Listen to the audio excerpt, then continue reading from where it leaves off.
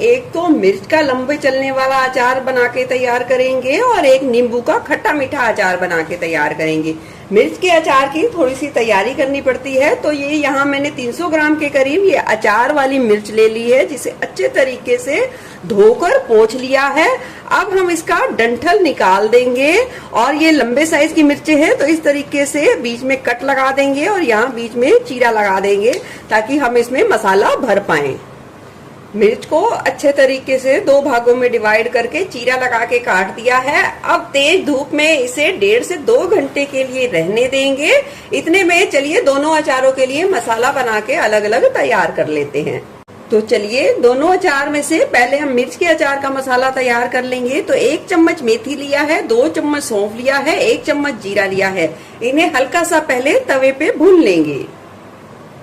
Low to medium flame पे मैंने इन्हें थोड़ा सा हल्का सा सेक लिया है। बस इन मसालों की थोड़ी सी नमी को दूर करना है, इसे ओवर बिल्कुल नहीं भूनना है। अब यहाँ मैं डाल दूंगी 2 चम्मच के करीब राई। अब सभी चीजों को मिलाकर हम डाल देंगे मिक्सी जार में और दरदरा सा पीस लेंगे।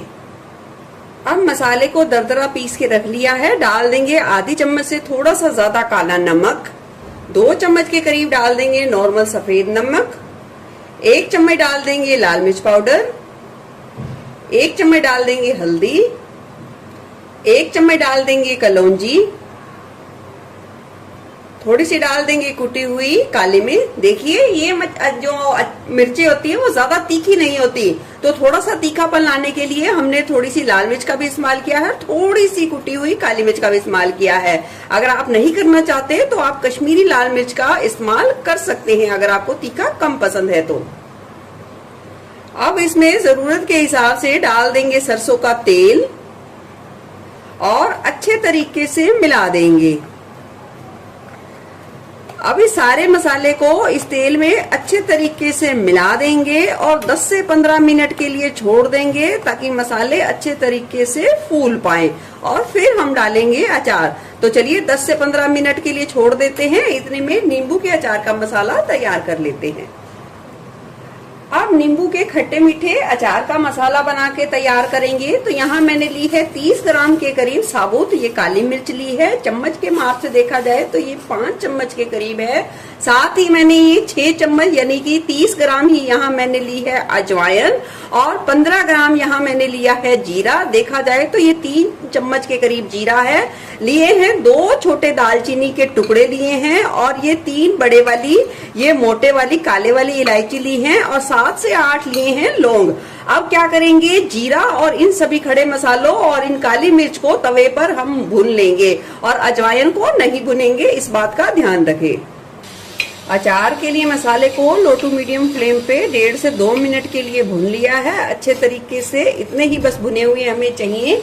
अब इन्हें हल्का सा ठंडा कर लेंगे और दरदरा सा पीस लेंगे। मसाला पीस के तैयार कर लिया है अचार के लिए। अब मसाले को कंप्लीट करने के लिए हमने एक खुला बर्तन ले लिया है, उसमें डाल देंगे ये पिसा हुआ तैयार किया हुआ फ्रेश मसाला, डाल देंगे अजवाइन, 4 चम्मच डाल देंगे सफेद नमक, 3 चम्मच के करीब डाल देंगे नॉर्मल काले वाला नमक, 1 कटोरी भरकर डाल देंगे इसमें चीनी। यहाँ मैंने 350 ग्राम के करीब चीनी ली है। मीठे की मात्रा आप अपने स्वाद के अनुसार कर सकते हैं। यहाँ मैंने 750 ग्राम के करीब नींबू के अचार के लिए ये मसाला बना के तैयार किया है। तो चलिए मसाले का प्रीमिक्स बनके बिल्कुल अच्छे तरीके से तैयार है। तो चलिए शुरू करते हैं अचार डालना। अचार के लिए ये 750 ग्राम के करीब नींबू हैं। अचार के लिए जो नींबू लिए जाते हैं उनका छिलका थोड़ा सा पतला होता है और इसे कागजी नींबू के नाम से जाना जाता है। आप कह दीजिए कि कागजी नींबू दे दीजिए नींबू के अचार के लिए, तो आपको वो मिल जाएंगे। और जिन्हें अच्छे तरीके से धोकर फिर सूती साफ कपड़े से पोंछ लिया है और फिर पंखे के नीचे मैंने आधे से 1 घंटे के लिए रख दिया है।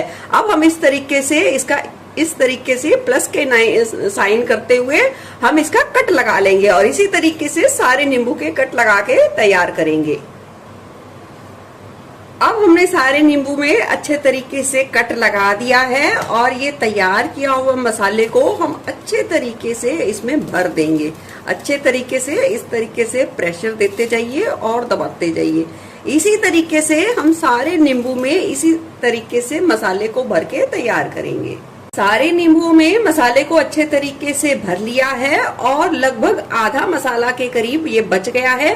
सारा मसाला ही अचार में यूज होगा, तो चलिए मैं बताती हूँ कैसे। मैंने यहाँ ये कांच की ये सूखी बरनी ले ली है। इसे भी मैंने 1 घंटे के लिए धूप में अच्छे तरीके से धो के सुखा कर लिया है। इसमें डाल देंगे हम थोड़ा सा ये मसाला और डाल देंगे ये नींबू जो हमने भर के तैयार किया है।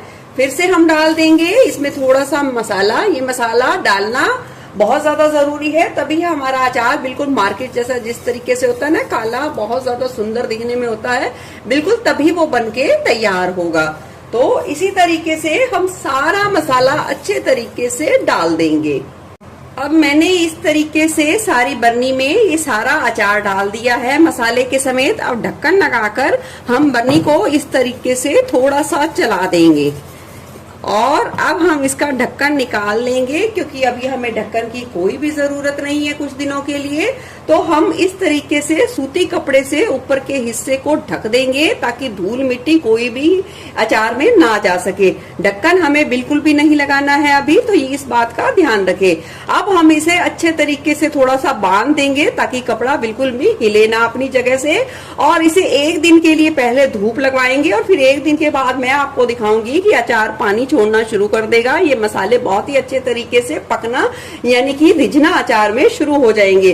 तो 1 दिन के बाद मैं अभी दिखाऊंगी। इसे रख देती हूँ। इतने में मैं मिर्च के अचार को करती हूँ कंप्लीट। अचार के लिए मिर्चें भी बहुत ही अच्छे तरीके से सूख गई हैं और मसाले भी बहुत ही अच्छे तरीके से तेल में फूल गए हैं। अब हम लेंगे ये अचार का तैयार किया हुआ मसाला और मिर्च में अच्छे तरीके से भर देंगे। जितना आपको टेस्ट समझ में आता है, जितना आपको पसंद है कि कम मसाला डालना है या ज्यादा डालना है, उसी तरीके से आप सारी मिर्च में ये मसाले को भर लेंगे। मेरे हिसाब से तो ना ज्यादा भरा हुआ मसाला अच्छा लगता है और ना ही बहुत ज्यादा कम। तो चलिए इसी तरीके से सारी मिर्च को भर के पहले तैयार करेंगे। सभी मिर्चों में अच्छे तरीके से ये देख सकते हैं मसाले को भर दिया है। अब सीखते हैं इसे स्टोर कैसे करना है। मिर्च के अचार को स्टोर करने के लिए कांच का ये जर्नी ले ली है, जिसे अच्छे तरीके से धोकर मैंने धूप में 1 घंटे के लिए सुखा दिया है और उसमें डाल दिया है थोड़ा सा तेल, लगभग 3 से 4 छोटे चम्मच के करीब तेल, और उसमें डाल देंगे ये तैयार की हुई भरी हुई हमारी सारी मसाले वाली मिर्चें। मिर्चों को डाल देंगे और थोड़ा सा हाथों की मदद से हल्का सा दबा देंगे। अब हमें इस अचार की इस बरनी पर भी हमें ढक्कन नहीं लगाना है। इस तरीके से साफ सूती कपड़ा लेना है और इस तरीके से कपड़े से हम इसे लॉक कर देंगे यानी कि बांध देंगे। इसे भी हम 1 दिन की धूप लगवाएंगे और फिर जरूरत के हिसाब से हम इसमें तेल का इस्तेमाल करेंगे। तो चलिए कल मैं दोनों अचार को आपको दिखाऊंगी। नींबू के अचार को धूप में मैंने 1 दिन के लिए रखा। ये देख सकते हैं चीनी घुलना शुरू हो गई है और मसाले भी रिझना शुरू हो गए हैं और इस तरीके से नींबू और चीनी का रस निकलकर सामने आया है। तो हमें इसे 15 दिन की धूप कम से कम जरूर लगवानी है। 3 से 4 घंटे की धूप लगवानी है रोज, और इस तरीके से साफ पतले सूती कपड़े से ढककर धूप में रखना है, ढक्कन लगाकर नहीं रखना है।